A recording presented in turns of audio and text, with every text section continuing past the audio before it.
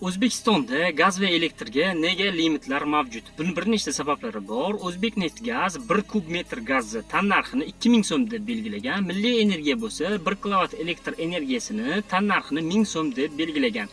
O'zbekistonda ijtimoiy norma sifatida bo'lganligi uchun gazga 1000 so'mdan to'lab boryapsiz, elektr energiyasiga 600 so'mdan to'lab boryapsiz hozirgi kun bo'yicha. Nimaga buncha zarar ko'rsa ham bu korxonalar haligacha mavjud? Chunki O'zbekiston budjetidan O'zbekneftgazga yiliga, e'tibor berasiz, yiliga 15-20 trillion so'mdan subsidiya ajratiladi.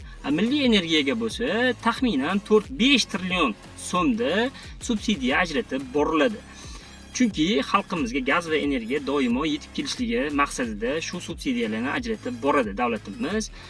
Limit nimaga joriy qilindi bunda? Deyiladigan savolga javob, limitdagi oshiqcha qilingan to'lovlar summalarga gaz va elektr tarmoqlaridagi muammolarni bartaraf qilishlikda sarflanadi.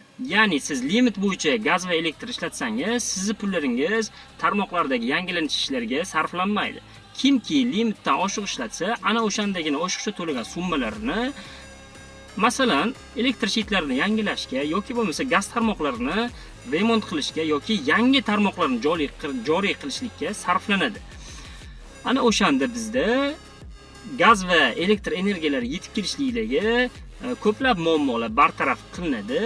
Chunki yillar davomida zararga ishlaganligi uchun O'zbekneftgaz va Milliy energiya zararga ishlaganligi uchun tarmoqlardagi muammolar bartaraf qilinmay qoldi. Shu sababdan tarmoqlardagi muammolarni bartaraf qilishlik uchun limitlar joriy qilindi. Oshiqcha to'lovlarning barchasi shu tarmoqlardagi barcha muammolarni hal qilishlik uchun sarflanadi. Biroz tushuncha olgan bo'lsangiz, like va obunani bosib qo'yasiz.